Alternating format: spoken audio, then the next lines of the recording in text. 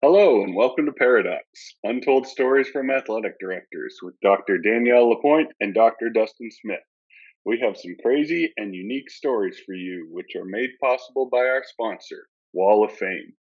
At the Wall of Fame, our mission is to bring your school's legacy to life. We transform school tributes to make it easier than ever to celebrate your whole community, showcasing your school's diverse history, proudest moments, and top role models. We understand that the true value of our Wall of Fame is in your content. Whether you are starting a new tribute or adding to an existing one, we give you all the resources you need to build an interactive experience and take your content to the next level. Speaking of next level, let's check in to see what Danielle and Dustin have for us today. Hey everyone, we are here today with TJ Wesselman. How are you doing today, TJ? I'm doing great, thank you. We are excited to have you here. It's been we went on spring break, so it's been a minute since we've had released an episode. But I am so excited to hear some of your stories, and of course, Dustin, I'm excited that you're here. Yeah, that's good. It's a good cover up. I say all the time, a lie don't care who tells it. And Danielle started off early with a lie here, and I'm excited. TJ was just kind of, we just happened to we've been on the same state mentor lead call for, one of my board responsibilities is I'm a liaison for that committee. So I get to sit and listen, and TJ at our last meeting led it. He represented his section and was part of that section too, and was able to lead that group. And I just sent him a message. I said, "Man, TJ, I'd love to have you on this podcast. I think we could have a good time." And TJ's response was, "Absolutely, I'm in, and you just tell me the details." Now, what I didn't realize at the time is that this is a first for us, and we kind of joked about it off air, but we've had a bunch of ADs on here. Obviously, that's the idea of the podcast, but we have never had an AD who's also the head football coach until today. I think you phrased that wrong. I think we've never had an AD who hired himself as the football coach. That's right, yeah. We joked about that, but just for our listeners, TJ, I want to know two things. One, how was the interview, and what's the end of season evaluation like for the AD and the head football coach? Well, the interview was great. I thought all my answers were really good. I liked everything I had to say. I thought my credentials were fantastic, and really, at the end of the day, I just felt like I was the best candidate. You were so committed there. I love it. The end of the year, sometimes I have to look at the mirror and be like, man, I really think your third down call, against so and so, that was a bad call. You need to reevaluate your play calling duties. And as if those responsibilities aren't enough, his head girls basketball coach also shares a house with him and shares a last name. It's his wife that's the head girls basketball coach there at Owen County High School. So what are those conversations like? How is that end of season evaluation? Well, a lot of yes, dear. I agree. From her to you, or from you to her? A little bit of both. Okay, I like that. You're missing another important piece here. What does she have that you don't, TJ? She has a state championship. I do not. So she is clearly the better coach in our household. When they won their state championship in 22, my son was 5, and he asked me on the way home, "Dad, when are you going to win one of these?" It's a good question, bud. Yeah, did Mom put him up to that? Yeah, I kind of felt like I was like, I kind of think that was premeditated. So. Yeah, that was thought through. Yeah. Oh man! So now that we have effectively aired all of his dirty laundry, Yeah, but We'd love to know about you more, DJ. yeah, here's the question we always ask, and we joke about that. And I mean, you've been a great sport about that. Just that conversation from the get go. Yeah. But what I always like to ask people is, tell us what the resume doesn't tell us about who TJ Wesselman is. What do you do when? I mean, obviously you're a football coach, so when you're not AD, you be a football coach. But when you get away from the world of athletics, what does the resume not tell us about who TJ Wesselman is? Well, I think probably most people who are in our field, I'm a sports junkie. I love when I'm not an athletic director or coaching football. I love to play sports. I love playing golf. I actually, my son is now 7, and I helped coach his flag football team. I helped coach his coach pitch baseball team. So still sports. Yeah, I'm the pitcher for our coach pitch team. Last year I led the league in strikeouts. So That's that not a was stat you want to have, TJ. no, that's not a stat you want to have. No, but Throw the most I no like hitters being- too. do what? Did you throw the most no hitters too? Oh yeah, I was Yeah, MVP of the league. that's awesome. I was league MVP coach pitch last year. Really because I am so busy, and my wife is busy as well. She teaches AP Science, all the AP Science classes, and basketball coach, and I'm AD and football coach. So when we're not in season or when we have downtime, we spend a lot of time with our children. I have a son who's 7. His name's Owen. I'm not very smart or original or have a very good vocabulary, so his name's Owen. And then I have a daughter. Named Miller. She's 5. So let me ask you this, TJ. If we're going to paint on a map, and you say your vocabulary is not real big, you're at Owen County High School. Yeah. Paint on a map for us, for our geographically challenged friends that may be named Danielle. Can you paint on a map where you're at in the country and in Kentucky, so people can kind of get an idea of where Owen County High School is? Yeah. So if you drew a triangle from Cincinnati, Lexington, and Louisville, if you drew a triangle from those 3 cities, we are in the middle. I am an hour from each city, so I can. I'm a huge Cincinnati Bengals fan, Cincinnati Reds fan. Been my whole life. I'm a Cubs fan, so we can disagree there. Hey, it was great being here. Thanks for having me. Go Red Legs. That's awesome. No, I've got my one of my best friends he was my principal. Before he was the principal, he was the assistant athletic director and assistant principal. He was the principal. Now he's our director of curriculum for our school district. But he is a huge Cubs fan, so we go to a Reds Cubs series whenever we can. Well, and you're just an hour away. I mean, it makes sense. Yeah. So I mean, just like Broken Arrow is a suburb of Chicago. Yeah. So how did you become a Cubs fan? I just have to ask that. I'm a victim of the Superstation. When I was growing up, WGN was on, and the Cubs were on there, so I watched them all the time. And, I'm sorry. Yeah, but no, I'm joking. Hey, we have won one recently. I mean, I'll just say the Big Red Machine was really good back in the day, but yeah, you guys have won a championship earlier than we have, so most recently than we have. But no, Dela Cruz he's a special player. I can tell you that. Gosh, he does some things that I think he's the only guy that can make those plays.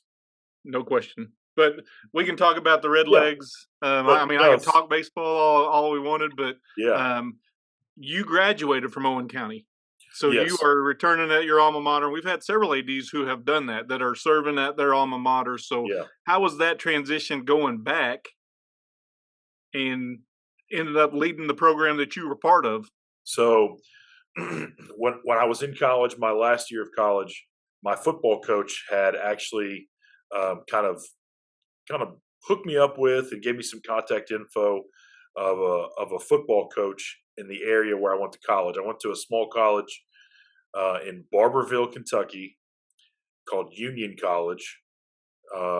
Small college, about 1,500 students, small private school in Kentucky, kind of in the bottom, like right in the very bottom corner of Kentucky where Virginia and Tennessee, Kentucky all meet. And it kind of hooked me up with a coach down there, and they had a teaching position open. And I went down there and just met the guy and kind of walked around his facilities, and we talked. And I kind of thought, this might be my first job out of college. And then the next day, one of my best friends called me and said, "Hey, I just got the head basketball coaching job at Owen County." He's an Owen County alum as well. Played college basketball at Berea College, and had been an assistant coach for a number of years. Said, "Hey, I got the head coaching job. I would love for you to come back and be an assistant." And I said, "Okay, I'm up for that. What teaching jobs are open in my area?" And he said, "None." Well, Well, okay, that's kind of tough. Yeah. He said, "But however, there's going to be a job that's going to be open in January." I taught special ed for 8 years when I first got out of college, and so I said, "Okay, I'm in." And so I came home to Owen County. I lived with the head coach. He was one of my good friends. And for my first semester out of college, I was a full-time sub. I got hired in January in the teaching position, and we coached basketball together for 11 years. He's still the head coach. He's in his 17th year. He's been 2-time region coach of the year. We coached some Mr. Basketball together. We've had some really fine teams come through, and so that was my way back to Owen County. I knew eventually I'd like to be back, but I thought I'd kind of venture on my own for a while, and then that door opened, and I couldn't tell him no. But clearly, you haven't told them no about a lot of things. But I mean, you have earned your stripes there. Yeah. I mean, you've about worn. I don't know what other hats you can wear because you've coached volleyball, you've coached basketball, you've been Yeah, a football coach, athletic director. So, champion hat. He needs to wear the champion hat. man, you keep bringing that up. I'm not I'm trying to just- pour I'm that just- salt in I- that wound. Team wife. Has his wife I'll talked to you? I'll have to borrow her champion hat. I mean, I you don't asked have- the question, Dustin. Yeah, I'll have to borrow her hat. Thank you for bringing that back up, though. It's been nice being here. Is that the statement you made earlier? Yeah. Hey, thanks for having me, Danielle. Yeah. Good talking to you. No, I think that, I mean, the path to the AD chair is a long and winding road sometimes, and Not you the don't same just for fall everybody. into that seat. Mhm. And so you have charted a path that I don't know that we've had somebody chart the path like you've charted the path. Yeah. And so that's what's really cool is this is your story. It's unique, and you can kind of tell that. And Yeah. we kid and joke around, but at the end of the day, you still serve kids. You serve coaches, and it doesn't matter what team they're on. You're supporting them, and Yeah, so my- that Yeah. That's exactly how I feel about my job. Is I with anyone, I think if you're going to live your life and fulfill a life, it's going to be because you have the ability to serve others, and whatever you can do to make their day better and be a positive influence and push people in the right direction as much as you can. I think at the end of the day, that's what I feel like I do. Having the opportunity, we're in a rural area of Kentucky, where we're an hour from the 3 major cities we just talked about earlier. And I think sometimes kids think, because I'm from Owen County, I'm limited in what my dreams can be or what my goals can be. And so I really try to push and aspire kids to think bigger than what their dreams are, because there's a big world out there, and you shouldn't. I like to tell kids, I don't feel like I overcame success because I was from Owen County. I feel like I was able to be successful because I was from Owen County, and really try to push that on kids. And we do a lot in our community, and servant leadership is something that I feel like, especially today, that's something that I feel like we have to push that. And pushing servant leadership, we do a lot of community service projects with our school, and I think we have to give them opportunities to learn how to serve. Man, TJ just jumping in deep right off the bat. I know. Yeah, I like it. I'm a passionate guy, and like we talked before we started, I am definitely a work hard, play hard person. I like when it's time to grind, it's time to work and get it done. But when it's time to have fun, then we need to let loose and have fun. And it ties in perfect, and that's why you were so willing to jump in on this. And that's the goal of this podcast. We just want to have fun, have some good conversations, laugh, and sometimes laugh at ourselves, because our profession, we need to laugh. There is a real grind to our profession. There are some long nights, some late nights, some long hours.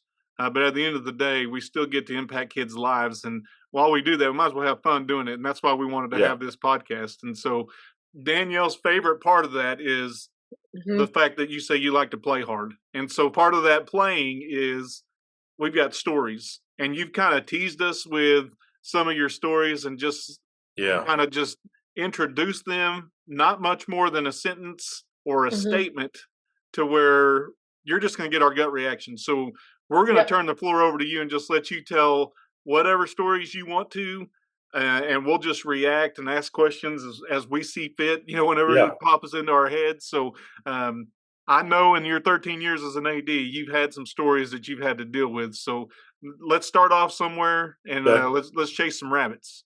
Okay. All right. That sounds fun. So you talk about your wife being the girls' basketball coach. Yeah. And the statement we have is that you were stranded in California with the girls' basketball team. That's all we know. Yeah. So I'm going to turn it over with that introduction. I'm going to turn it over to you and let you just kind of run with it. All right. So every 4 years, my wife, their team, their program, they do a big trip every 3 to 4 years, so that every kid in their program has an opportunity to travel somewhere they've never been. We've got a lot of kids that when we fly someplace, it's the first time they've flown. And so just to be able to provide those opportunities, I think is very important, to show them the world. And let's use basketball, or let's use our athletic program as a vehicle to show them places they maybe have never seen before.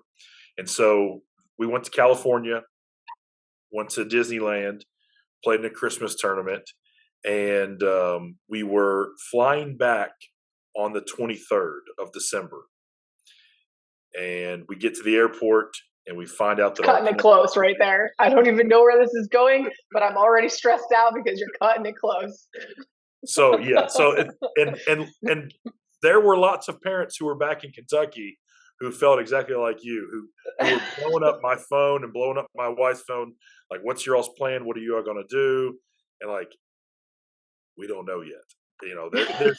There are lots of questions that were asked of me that I could not answer.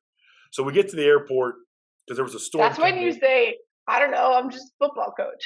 Yeah. I'm just a dumb football coach. Why are you asking me for? Ask the basketball coach. She'll give you some. Get off my back. There was a storm coming through in the Midwest, and we were fearful that our flight was going to be delayed. We had a connecting flight to Chicago, and then from Chicago to Cincinnati. And we get to the airport, and sure enough, our flight is delayed. So it's delayed 2 hours. So we're sitting there, in the airport. We've got a basketball team. We've got about 20 parents, and then a lot of children under the age of 10 because siblings, going to Disneyland while we're here on this Christmas tournament. So a lot of families made it a vacation opportunity for them. So there's a lot of kids, and we're taking up a large area of our section in the airport. And then 2 hours passes, and it's it's going to be flight's going to be late 2 more hours. So okay, it's the 23rd. Tomorrow's Christmas Eve, and people are starting to freak out. When the second time our flight got delayed, that's when people started to lose their stuff. Dads, some of the dads on the trip, they're like, all right, we're going to the bar. We'll see you later. And, so flight gets delayed one more time. And at that point, we'd been there at the airport for over 6 hours. And they told us that flight's going to be delayed 2 more hours. If your flight does not take off in 2 hours, then you won't be flying out until tomorrow, and there's a chance we might have to go through Dallas, and then maybe to Nashville. So when they start talking about a contingency plan, that's not good. No, it's not good. It's not good. You're right. It's not good. Especially with a lot of kids under 10. Yeah. And Christmas Eve. Oh no. And the next day's Christmas Eve, and we've got people say, let's just be honest. People are losing their shit. Okay, You could have rented a U-Haul. Yeah, that'd have been a long trip.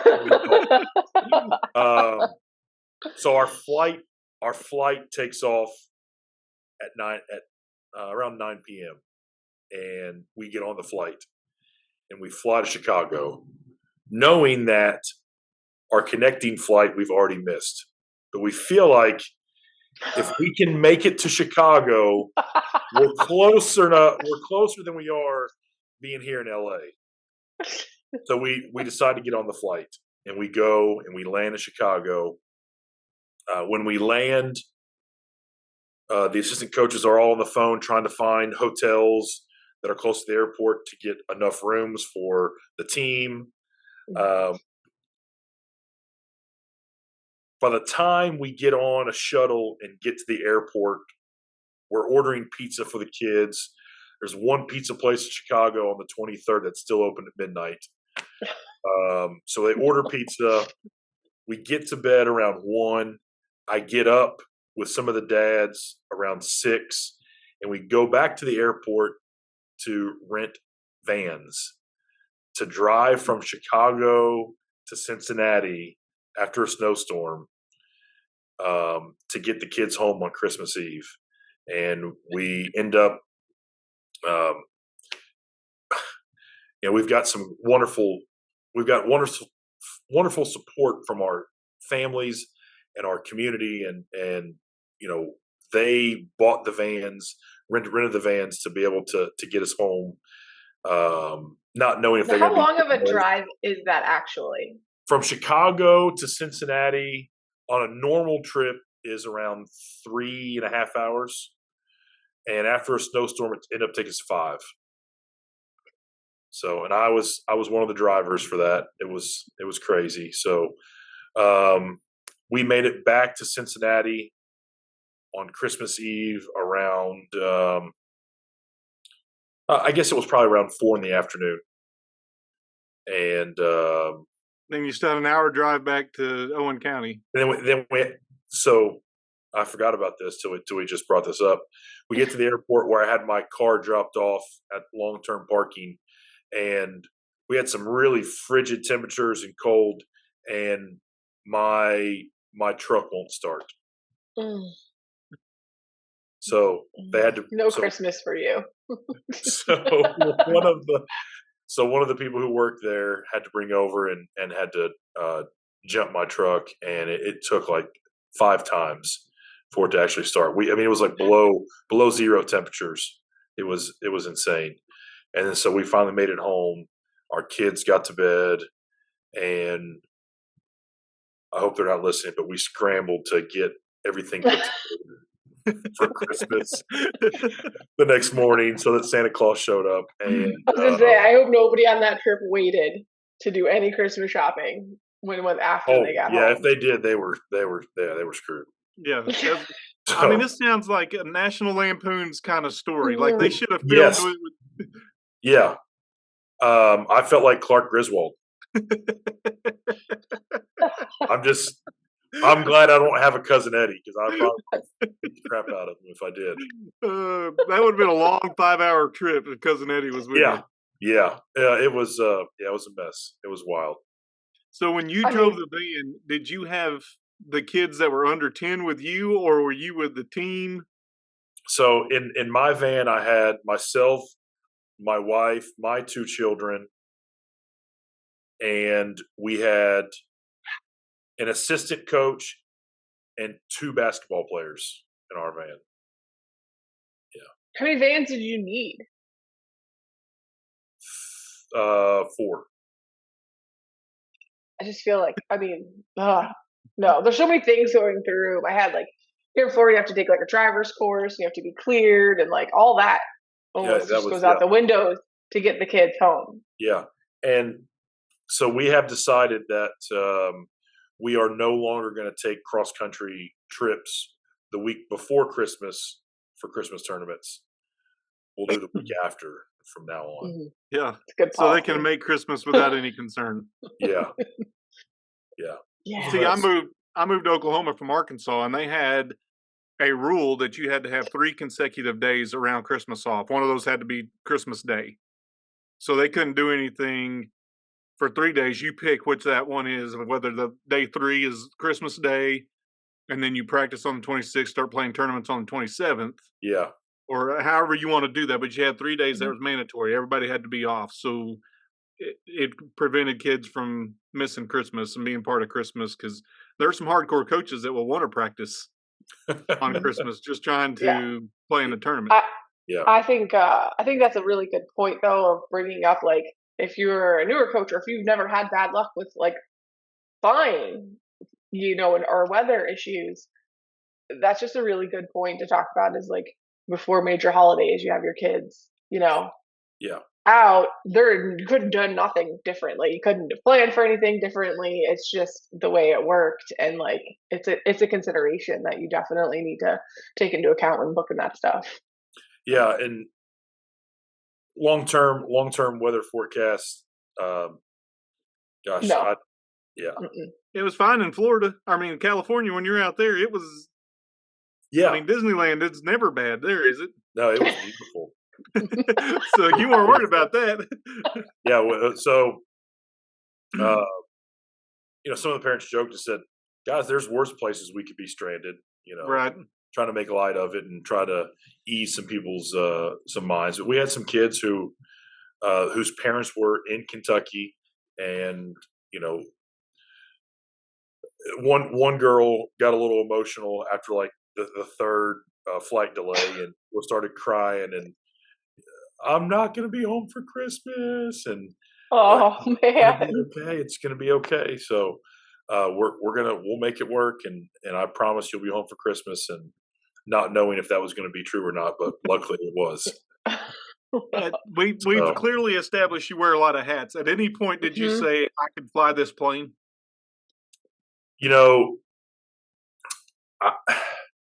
I feel like we you're did qualified. Set a Holiday Inn. We did say a Holiday Inn Express. So, I did YouTube it. And I thought, God, it's going to fly itself half the time. So, right. You just got to get it off the ground. Is all you got to do. Yeah. If I can just get it off the ground and land it, I think, we're good. So I watched YouTube videos just in case they needed me. I can imagine, not only was it for you and for your wife, obviously, and the adults there, a stressful time, but you've got kids under 10 that are running around, and I can only imagine people at the airport on Christmas Eve aren't really, let's say, patient is the word. We'll just say they aren't really understanding. Especially when flights are getting delayed all over the place, and people are, high strung because they want to get home for Christmas. Yeah, it was. There were, you could feel the tension in the airport. Mm-hmm. Did that 5-hour drive feel like a 25-hour drive? Easily. Well, Yes. it was snowing, right? Like, so you're white knuckling it the whole way anyway. Yeah. Well, so we were fortunate that once we made it out of Chicago, the snow broke up a little bit and it wasn't so bad. But it had snowed the day before up in the northern part of Illinois, in Indiana. I mean, it had snowed like 6 inches, 7 inches. So It was slick. yeah. So it was definitely, and not only do you have your own children with you, but you've got other people's children with you. So Yeah. it was something. I'm glad you guys made it home safely, because that's Yes. you just described like a lot of coaches in the 80s like worst nightmares. I feel like you just Yeah. like brought them Yeah. for life. Well, a lot of people think that when the basketball tournament's over, it's done. Mhm. But you still had to get home. Yeah. And you're flying across the country and then driving kids home. I mean, there was a lot to that. I took a football team to Alabama once, and we flew. And that alone, it was not during Christmas time. It was not during the holidays. And that alone was stressful, just making sure everybody had what they needed. Like you were talking about, TJ, like some kids have never, I don't know, left the city, never mind the state, never mind on a flight. So like making sure everybody had their equipment for the games, but also for like, life away. Like and having everybody at the airport okay and getting through TSA is stressful enough. And then throwing the holidays on top of it. Oh my gosh. Yeah. Ugh. Yeah, I was ready to be home. Just say that. I was ready to be home. At any point, did you say to your women's basketball coach, "We ain't doing this ever again"? Yeah, I do remember making a comment like, "Whose idea was this?" At one point. Now, and, everyone was this else with the kinda dads laughed. at the bar, or was this Yeah. within earshot of your women's basketball coach? Oh no, she didn't hear me say that. She didn't hear me say that. I'm dumb, but I'm not that dumb. No, I like it. I mean, it's a better story if you say you said that and she heard you, but yeah, also you want to stay married. I get it. That she might listen to this. Yeah, no, you're in trouble. You're done. Watch this, so I don't want to self-incriminate myself, but so I'll plead the fifth. I like how you're looking around right now, like maybe she's going to walk in at this moment. Wait. So you talked about this story. We could beat this one for a while. Yeah. Yep. You also have one in here. You kind of told us the story of you got hired mid-year. Yeah. So let's talk about your first football game as the AD. You weren't the head coach at the time, but let's talk about your first. That's what we know. Your first job, first AD job, first football game as the AD. What was that like? So, when I got out of college, I mentioned to you earlier off the air that also on the air, but I was coaching basketball when I first got out of college, and I was also an assistant football coach. I started working on my master's, and just between teaching and coaching and working on my master's, I took a break from coaching football. So I was just doing basketball, teaching, working on my master's, and the AD job opened up because the previous athletic director had been relieved of his duties. And my best friend growing up, his dad was our athletic director. And he was also my head basketball coach when I was in high school. And so I knew one day that I really wanted to be an athletic director because I loved his passion, and I loved how he was always looking out for everybody and making sure our coaches had what they needed, but I knew I wanted to be an AD. So I'm really young at this time, and there were a lot of people who applied for the job, and I was by far the youngest. And so I applied for the job. This is in October. late September. I get hired as AD in early October, and I am the youngest athletic director in the state of Kentucky at the time. So I get hired, find out on a Friday that I'm going to take over on Monday will be my first day. And so we have a home football game that following week. And so me in my first big role as an athletic director, I'm going to be super organized. I'm going to make a checklist, make sure we have everything we need. And everything was going smooth. And I get to the game earlier than I should have, just to make sure that I am dotting my I's and crossing my T's. Referees are taken care of. I had drinks for the referees, really trying to be hospitable and really want to do a good job in my first game. And so the horn goes off and the announcer starts to speak, and everyone please rise for the playing of the national anthem. And everyone turns to our scoreboard where the flag is, and I look up, and there's no flag. And the flag is not. The flag is not. And so I'm standing on our track, and the bleachers are behind me, and I can feel 1,000 eyeballs on my back. I'm going, oh my gosh. This is my first game as an athletic director, and I forgot the flag. And the band just starts playing, and everyone just faces where the flag should be. And I could feel my cheeks are red and hot, and I am embarrassed, and I'm mad at myself. And it's over. The game's ready to kick off. My principal walks over, kind of nudges me, and he says, I don't think anybody's going to forget your first game. And, just trying to ease it and make light of it. And I was just shaking my head. He's like, hey, if that's the worst thing that happens, then you're going to be okay. But I just, my first game, that was. So now the number one item on your checklist is a flag, right? The number one item on our checklist for all outdoor athletic facilities is flag. Like, do you set it up like way early, like Friday morning? As soon as you get there, do you make sure that it's up? We've gone even further. We now have a permanent flag that stays up. That's lit and everything. It's always there because I'm not making that mistake again. I had a similar scare, and because it's so important, but like when you're running around thinking about everything else, it's easy to slip. So I had a similar scare. My custodian saved me, and I don't think I've ever seen Bonita move so fast in my life, but she saved me and got it up. So it went up as we were playing it, so it looked like we did it on purpose. It was not on purpose, right?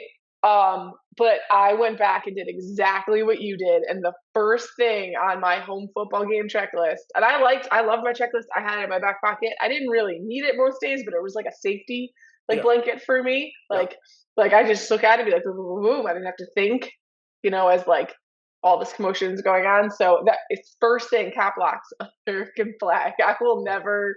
So I appreciate your checklist and completely can relate to it. They were probably like, wow, she's really thoughtful. She was going to raise the flag up while the music's going. That was, wow, she's really good. I think the best part of it is you said everybody turned to where the flag should be. Mm-hmm. Yeah. Mm-hmm. Yeah. I still, that one still haunts me. Oh, yeah. Gosh, I still, yeah. But, looking back, that was 13 years ago. I was in my 20s. A lot's happened since then. I mean, not only will nobody else forget it, but you'll never forget that first game. Never. Or the flag ever again. And the best part of that is, I mean, now that you're the head football coach, Do you have somebody? Well, I guess you got it up there permanently, but permanently. But before we had the permanent one, I still that was something that I still did during the school day before school was at. I made sure it was we were ready to go. yeah, and sometimes, and that's the great takeaway for me though, is sometimes the best lessons are learned when you don't do something right. Yeah, Not that you did something right or you had the right checklist or whatever, but something that didn't happen like it was supposed to is often the best teacher. yeah, And you're able to say, yeah, all right, now from now on, that's one of the number one things I'm doing. yeah. In our football program, um, we talk about it's not winning and losing, it's winning and learning. That's our L. We don't use lose as our L. We use it as learn. And every time you have a negative situation in your life that can come about in football, which is very minor in the grand scheme of things, but throughout your life you're going to have times of turmoil when things aren't going well and things are down, but it's how you respond and how you learn from those negatives end up becoming something that sticks with you that becomes a positive in the end. So that's something we really push in our program is, you can't look at yourself as a loser because you lost a football game. It's just a time to learn and be better. I honestly, I love that so much. I think that's awesome. I also feel like that kind of sums up like exactly your two stories that you spoke about, right? Like Yeah, you learn from what worked and didn't work about your holiday, tournament schedule. You're learning from your situation with the flag. I just feel like that's such a positive way to go through being an athletic director, but not only an athletic director, right? Like you're talking about that with your athletes, but just life. Like I really love that. Win or learn. yeah, win or learn. So that's kind of that's our mindset. Is what we talk about, and because you wouldn't believe how many times I've had like former players, come back and talk about, hey, I really appreciate you, or within our program talking about, I really love how you taught me that even if something bad happens, what can we take from it, Mm-hmm. look back and learn from it, and Yep. now let's make it a positive. So yeah, that's just if you're an AD and that's not your mindset, you won't be in the gig very long. Right. It's I mean, true. and you've already exceeded I think the statistics are 3 to 5 years is the lifespan of Yep. an AD across the country. So, Yeah, I mean, you've Well, been doing of their this 13, career, not their life.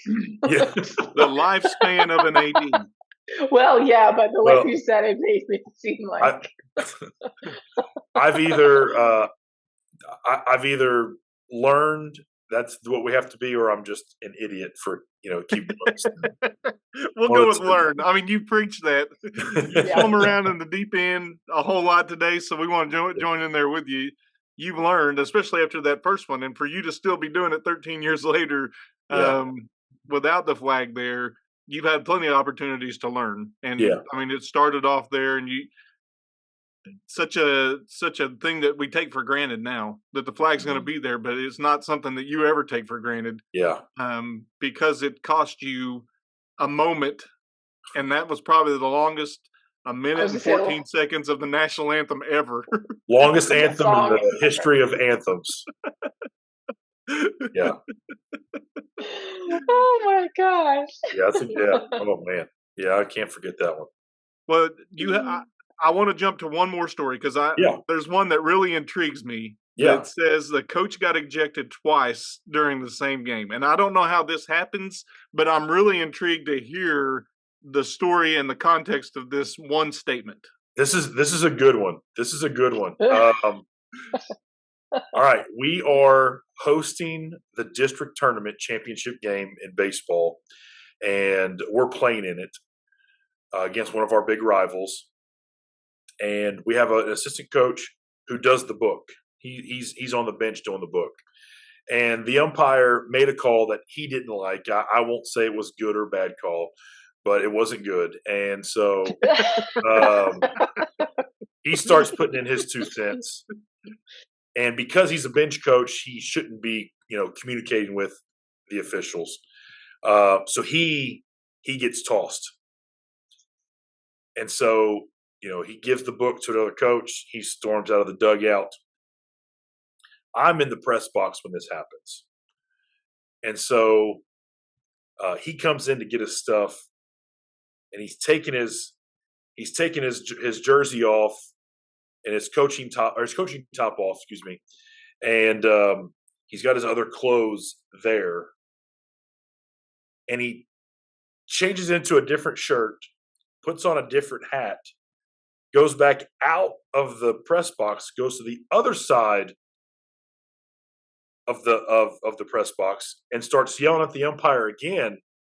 And he thinks that he is, because he's in different clothing, he thinks that it's somebody else, and he tosses him out again. And I'm going, you just got ejected twice in the same game. How did that happen? I mean, the fact that he didn't get his money's worth from the bench. He's like, I wasn't done. I mean, I got to give him kudos for changing clothes. Mm-hmm. But, and that's probably why even now, if a fan gets ejected or somebody gets ejected, we have security escort them out. Absolutely. So they leave the premises. But this guy, I mean, kudos to him. He's brilliant. Going up there, let's change. But I'm still going to say what I want to say. But that umpire's ears, the radars must have been really sensitive. Yeah. And I'm not saying, I don't know how big the field is. I don't know how loud he was yelling. But for him to say whatever magic words a second time, to get tossed, that's pretty impressive. It was, only person to get tossed. I want to know how that. I want to know how that report looks. Like, how does that official report look? Like, it was a wild game. We ended up winning in extra innings on a walk-off. It was an intense evening. But yeah, so before I could even get to the point where I could get to him to say, hey, let's go, because at that point, it's someone I know, it's one of our own coaches. I want to try to help him as much as I can, calm him down, and get him out. Before I can even get to him to do that, he's already out of the press box and again. And that was. Did the official ever figure out that it was the same person? No. What? No. You didn't volunteer that information. And that was that was information I just kept to myself. Good idea. Yeah, that was. Is said coach still on your staff? No, he's since retired. Okay. Did that cause him to retire? No, that wasn't the final straw, but that was just a fun night out. I mean, what are you talking about? I mean, for him, that's just Friday night, I guess. No, I'm just joking. No, he's a fantastic guy, and sometimes our emotions get the better of us, but he actually lives on my street. He's one of my neighbors. Did you at any point say, "Hey, dude, I got some more clothes in here. Let's see if you can get thrown out a third time"? Yeah. Hey, you want to? Yeah, let's try this again. Let's see if we can put a jacket on. Repeat. So when the umpire throws him out, is there any point where he's looking for administrator or somebody that's going to try to take him out of the ballpark? So because he had left the dugout so quick, I think he was just under the, because once he ejected him, he didn't fight it, or he knew he was in the wrong, and so he left the dugout immediately and knew that he was in the wrong, and so he's behind our bleachers coming into the press box. So the umpire had no idea if he was still on the grounds or not. All he saw was that the guy, once he ejected him, he knew he was wrong. He left and was out of there quick. He thought it was a close. That might be why might be why he came back to finish saying what he was going to say, because he left so quick. I don't know. Like, did he just put a comma in it and then finish his sentence later? Yeah. ... I'll be back. I'll be back in a minute. Did you have to talk to him and be like, you can't change clothes and go back out? Like, hey, we're we're done here. Like, So, like, That's met your funny. quota. Yeah. like in Oklahoma, if you get thrown out of a game, then you've got to sit at least one after that. And so you said you guys won. So what was the ramification for him? What was the result of him being thrown out of the game, not once, but twice? Since you knew that information, I'm Yeah. sure the report said we threw this guy out. There's probably a standard response of Yeah. he's got to sit the next game or whatever. Did you Yeah, so double he was- that? Yeah, he was not able to be in the dugout for our regional game after our. But he went to the other side, right? So like the official thought it was a visiting fan. I would assume that's what the umpire thought. This guy's a genius. Yeah, because it's next level. I would not have thought of that. I'll be honest. And I can just Go imagine to the you. other I mean, side of the field. and you sitting there knowing, I mean, he put on a different shirt, a different hat. He got out of his uniform, which I still, and this is one of the great mysteries of athletic administration for me. Baseball's the only sport where the coaches dress like the players. Yeah. Like, we don't have volleyball coaches wearing spandex. We don't have football coaches wearing football pants. We don't have. I'm glad that's the case because I coach volleyball. Well,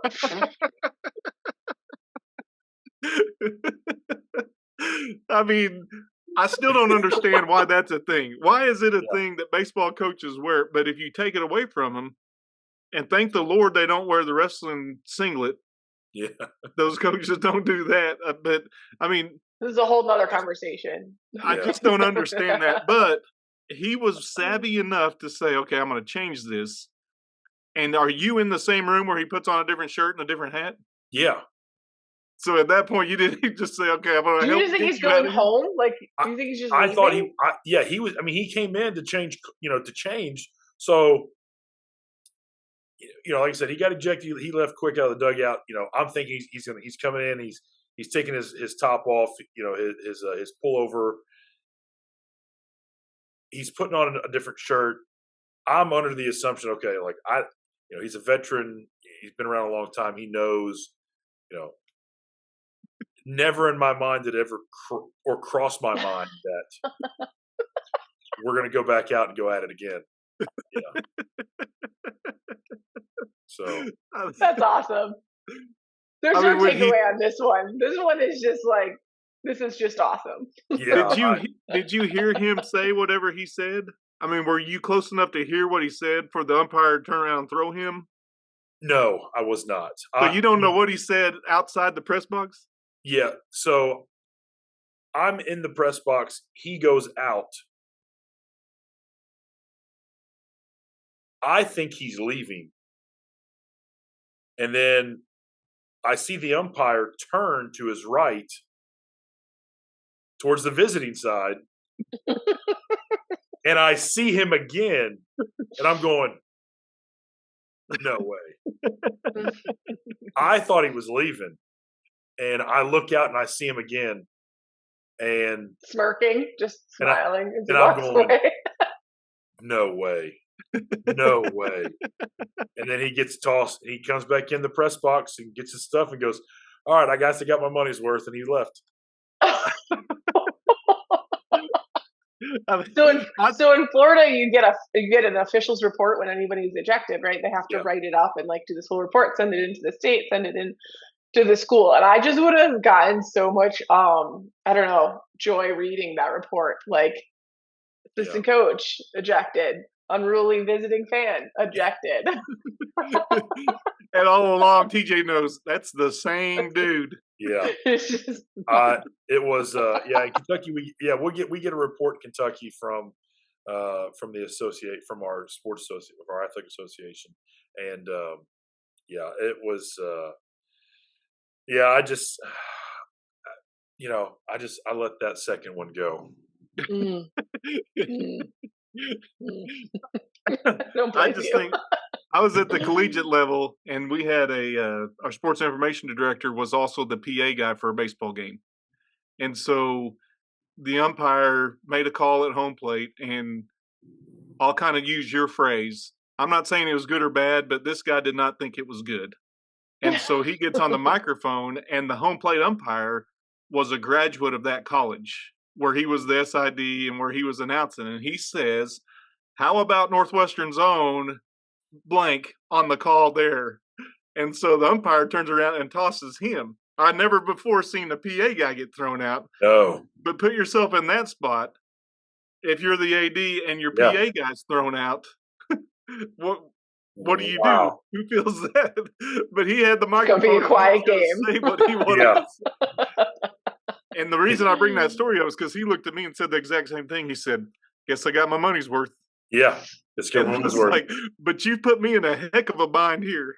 Yeah. So did you finish the game as PA? I had to. Yeah. I mean, it wasn't the kid's fault. But, yeah. And so I still had to go through that. That's the first time I'd seen that. I'd had a coach get ejected after a game, which is a post-game ejection. So he not only had to sit one, he had to sit the next two. So instead of just the one you're in at +1, it was 2 games after that. So I learned that rule. Oh. Yeah. Post-game ejection. Yeah, it was in the handshake line. He said something and they threw him out after that. And I was like, wow, that's a whole nother level. You said earlier it's next level.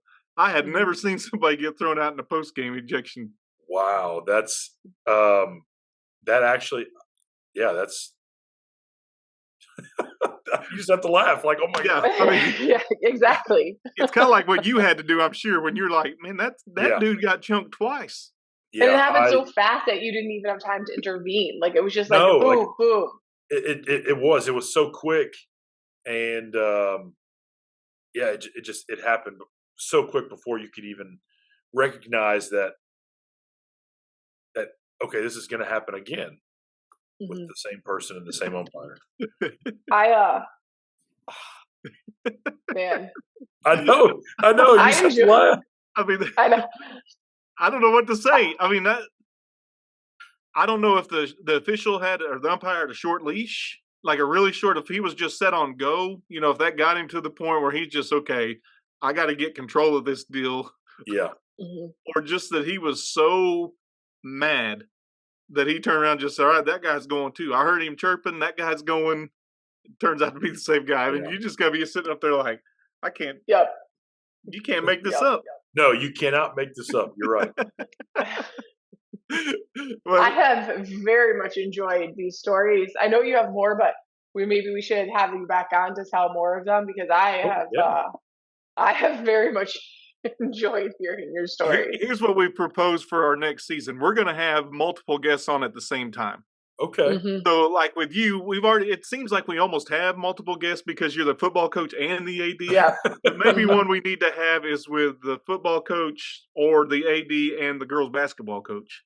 And just see what that dynamic is like. And just have some conversation, not to get you in trouble, but just to have I was going to say, we don't want to start fights. We're just here for a good time. Yeah, because, I don't want to get in trouble for like not folding the laundry in a timely manner or doing the dishes. Or then you should probably let Owen go to bed later than or whatever. Let no one stay up late. Yeah. No, but TJ, man, I'm thrilled. I'm excited you jumped on here. You're willing to do this. Yeah.